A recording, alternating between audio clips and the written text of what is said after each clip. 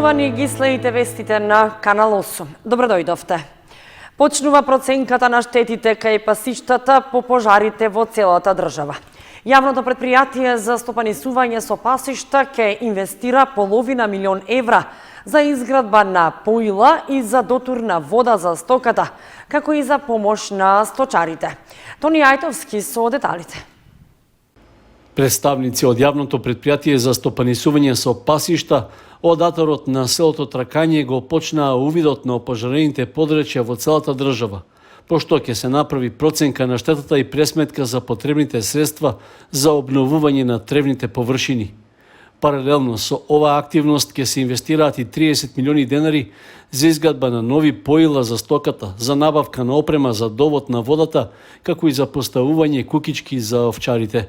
Се наоѓаме ние сега моментално на лице место тука во село Тркање и од самото место гледаме дека има доста изгорени пасишта, нискостеблести дрвја, многу сува трева има изгорено, па поради тоа заедно со владата на Република Северна Македонија сакаме да ги обновиме, да ги вратиме пасиштата во нормала, за да можат сточарите повторно да го напасуваат својот добиток, односно стока, кој што и било и досега.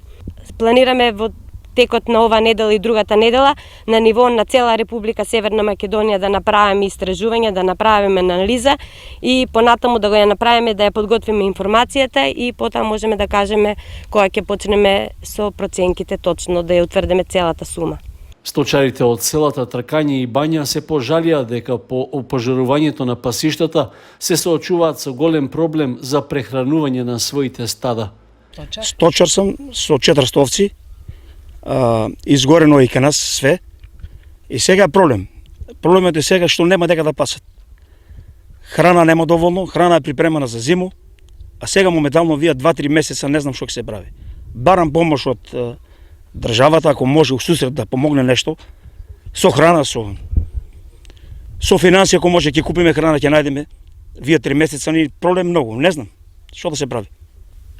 Не е било ваква суша до сега, али ако не беше пожарено, изгорено, ево шума, палуш, јадеја, живее, сега нема што да јадат, нема ништо. Како што гледате, све е изгорено. Вода нема, поилки немаме ништо нема. Увидот на оштетените пасишта од пожарите ќе трае до крајот на овој месец. Стручна екипа од јавното претпријатие за стопанисување со пасишта ќе направи анализа за тоа на кој терен каков вид треба да се засее. По завршувањето на тендерската постапка се очекува изградбата на инфраструктурата за напојување на стоката и за заштита на овчарите да се реализира во текот на октомври.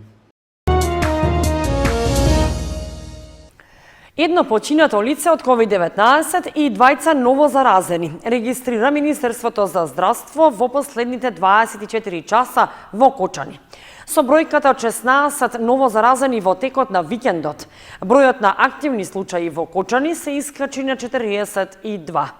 Новина од следната недела е примање трета доза вакцина за хронично болните лица, најави Филипче.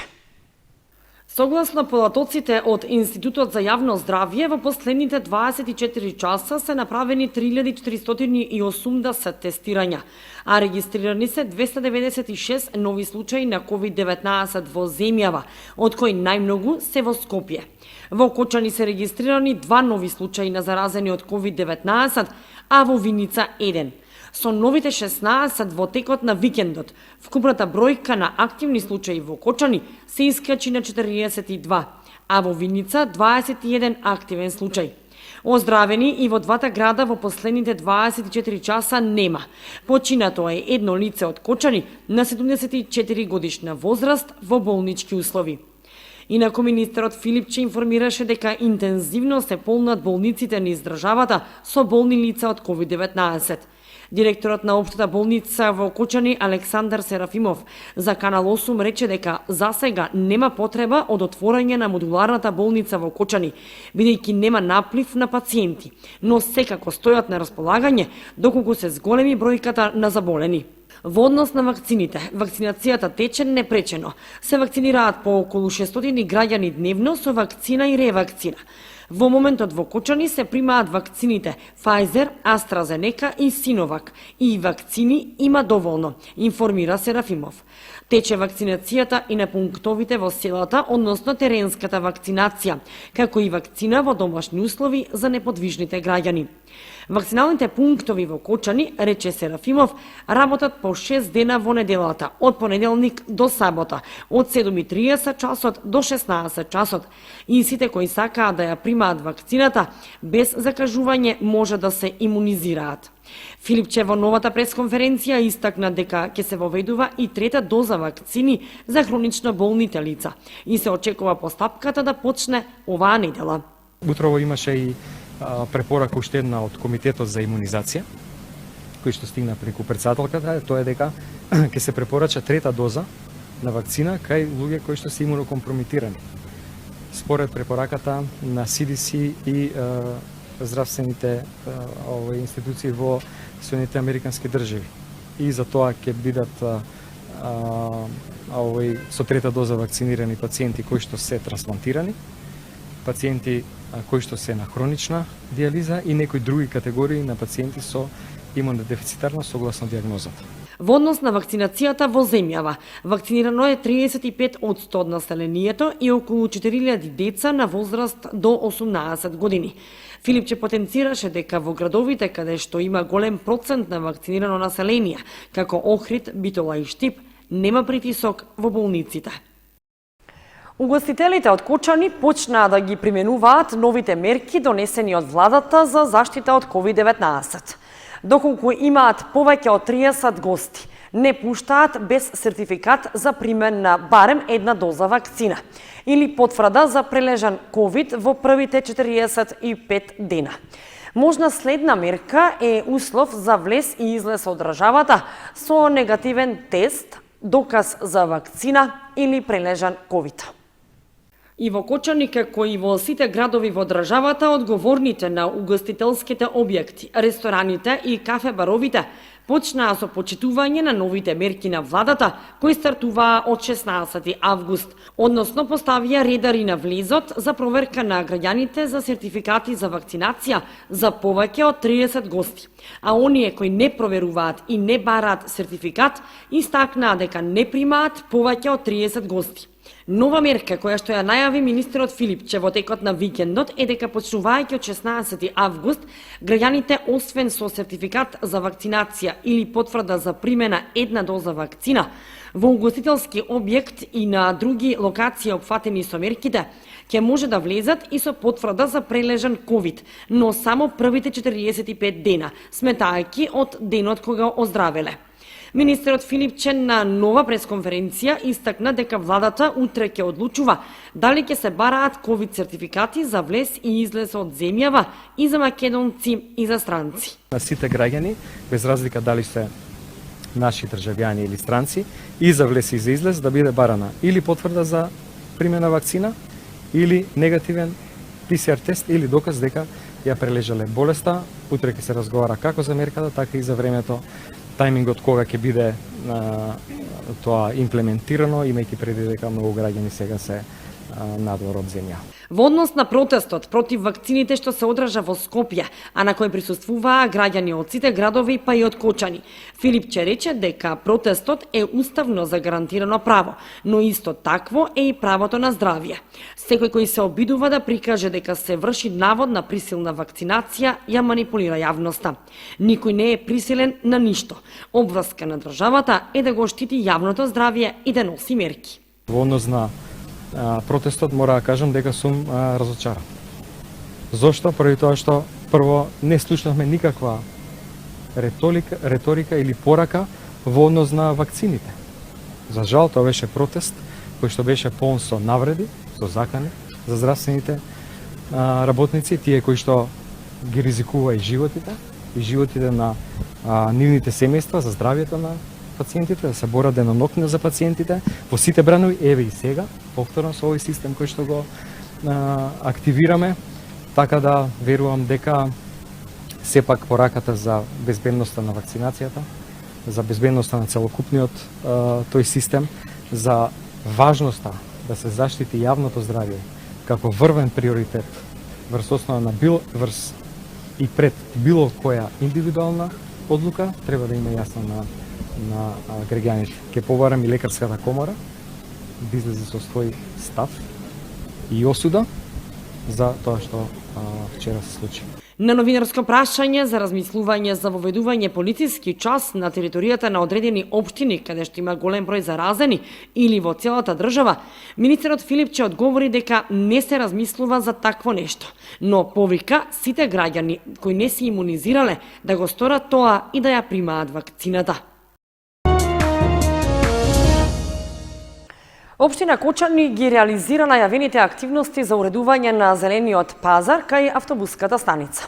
Намерата е да се обезбеди соодветен простор и за трговците, но и за пешаците на овој дел од булеварот Тодосија Паунов. Бараките на тротоарот од левата страна на булеварот Тодосија Паунов се преместени, а просторот на старо-новиот зелен пазар кај автобуската станица се уредува и ќе добие нов лик. Нефункционалните бараки, како и натрупаниот отпад и ѓубрето се отстрануваат. Намерата е до неодамна напуштениот простор максимално да биде искористен, а пешачките површини слободни за непречено движење. Градоначалникот Илиев оценува дека содржините на овој потек од градот можат да бидат подобро организирани и распоредени. Со тоа протокот на сообраќајот и движењето на пешаците по тротоарите нема да биде отежното или оневозможено. При тоа граѓаните ќе можат со мали комунални интервенции да пазаруваат подалеку од правот и чадот на автомобилите, а при продажбата ќе биде овозможен и пристап за сите со поголема проводност. Постојните тезги кои се освежени и исчистени ќе се дополнат се уште неколку, ќе добијат настрешница, а во околината ќе се постави урбана опрема и зеленило, информираше градоначалникот Илиев. Реорганизацијата на зеленото пазарче кај автобуската станица и ослободувањето на јавните прометни површини од нефункционалните објекти се придонес кон подобрувањето на изгледот и уредувањето на просторот од левата страна на булеварот Тодосија Паунов, чиј коловоз и тротоар се рехабилитира во должина од 960 метри. Завршија активностите во рамки на 3-месечната иницијатива за зајакнување на капацитетите на младите рурални жени со ограничени економски можности за учество во политиките на локално ниво. Во Кочани се одржа работна средба на која беа представени резултатите од проектот што се реализираше со финансиска подршка од Швајцарската агенција за развој и соработка. Викендов во Кочани се одржа завршната работилница во рамки на 3-месечната иницијатива за зајакнување на капацитетите на младите рурални жени со ограничени економски можности за нивно учество во политиките на локално ниво. Активноста беше прва што се реализира на ниво на држава токму во предизборниот циклус, како единствен начин да се слушнат вистинските потреби на руралните жени и потоа тие да се вклучат во локалните одлуки и стратегии. Иницијативата Чекор кон најдоброто 3 месеци се реализираше во општина Кочани, каде беа спроведени онлайн анкета и фокус група со жени и девојки кои живеат во руралните области на Кочани. Резултатите кои ги добивме, нивните барања и очекувања од општината, Советот на општината и политичките партии ги срочивме во еден предлог документ кој токму денес ќе биде презентиран. Во овој предлог документ ние планираме да им го врачиме на сите политички чинители во општеството, на градоначалникот и представниците на Советот, за да може да биде дел од идните годишни програми на општината, но исто така и на политичките партии. Економската зависност на жените, состојбата во која се наоѓаат, недоволната информираност, но и недостатокот на можности со кои тие можат активно да се вклучат во општеството е она кој ние планираме да го смениме со овој јавен документ. Се надеваме дека токму ова иницијатива е прва од низата кои ќе се спроведат во општина Кочани, кои ќе доведат до целосна промена на состојбата не само на руралните жени, туку воопшто на сите жени. На средбата беше нагласено дека треба и понатаму да се зајакнува производството во домаќинствата каде традиционални носители се жените, при што да се обезбедат што повеќе средства и можности за зацврстување на нивната позиција и улога. Активноста е дел од проектот подршка на изборните реформи на Швајцарската агенција за развој и соработка, а што го спроведуваат Меѓународната фондација за изборни системи ИФЕС и нејзиниот партнер Националниот младински совет на Македонија. Интегра, Македонска конзервативна партија, во писмен допис до јавноста оценува дека вакцинирањето е право на избор на граѓаните, поради што не треба да има никаква принуда во однос на нивната здравствена заштита. Интегра, македонска конзервативна партија, поддржува секаков вид на отпор, од кој и да е организиран, против било какви рестрикции, ограничување на личните слободи, принуда се употреба на сила, дискриминација против било кого, сегрегација по било кој основ, сеење на раздори и делење на нацијата од било кои причини. И нашиот став е јасен. Вакцинацијата е право на избор, слобода на лична одлука, но не и агресија врз животните одлуки на секој поединец. Ваквиот став го подкрепуваме со наше индивидуално присуство на секаков вид настани кои прокламираат вакви цели, како знак на согласност за поттикнување на отпорот на нацијата кон било какво мешање на владата во личните животи на поединецот и на нацијата во целина, се вели во писмениот допис од Интегра, македонска конзервативна партија.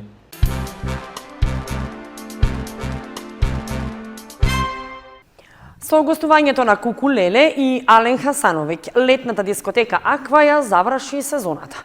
Одговорните велат дека задоволни се од летната сезона во која строго се почитуваа мерките за заштита од вирусот. Поради најавените нови мерки од 16 август завршува и циклусот на покана на пејачи во дискотеката. Со гостувањето на групата Куку Леле Викендов, кои ги отсвирија старите добри нивни хитови и хитови на познати пејачи, како и со настапот на познатиот пејач Ален Хасановиќ, летната дискотека Аква во Кочани ја заврши сезоната за покана на гостување на познати пејачи. Пред нив младите ги забавуваше познатиот Клинац и диџеј Шорти Пи. Во дискотеката Аква во текот на летниот период строго се почитуваа мерките за заштита од вирусот.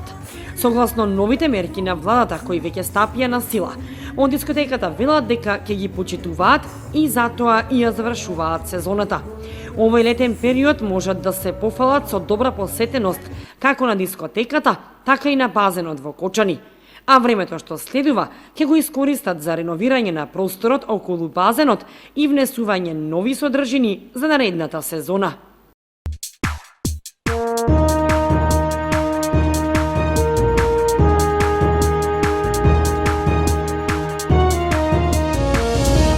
Следува информацијата од спортот. Привршуваат подготовките на фудбалскиот клуб Осогово пред почетокот на новото второлигашко првенство. На домашен терен екипата го одигра последниот контролен надпревар и доживеа пораз од 2:0 од тимот на Вардар од Скопје. Фудбалерите на Осогово го одиграа последниот контролен пријателски надпревар пред почетокот на новото првенство во втората лига Исток. На стадионот Никола Мантов во саботата гостуваше екипата на Вардар од Скопје, која од оваа есен исто така ќе се надпреварува во второлигашкото друштво. На теренот во Кочани гостите беа нешто поубедливи во нападите и дојдоа до победа од 2:0. Жолто-сините пак, иако не беа слаб противник, немаа успех во завршницата од нападите и не можеа да упатат сигурен удар кон гостинската мрежа. Во два обида во тоа ги попречија пречката и стативата, а во другите напади беа недоволно прецизни. Резултатот беше откриен уште во 5-та минута со погодокот на вардаровиот млад играч Филип Петковски, а во 37-та минута победата на Скопјани ја потврди Дејан Блажевски по ударот од белата точка. Вардар во Кочани не се представи како сигурна и силна екипа, особено што има сосема подмладен и неискусен тим, така што, слично како и Осогово, ќе има тешка задача во новата средина, особено што од фудбалската сезона 2022-2023 се планира Источната и Западната лига да се обединат во една единствена втора.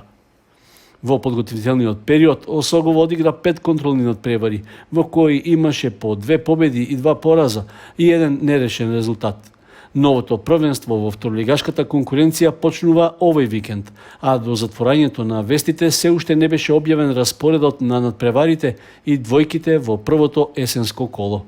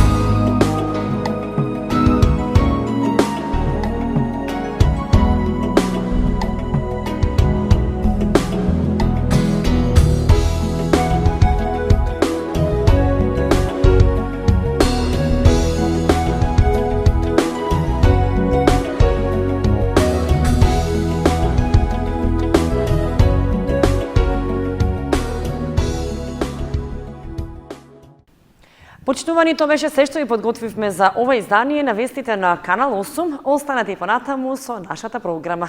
Довидување.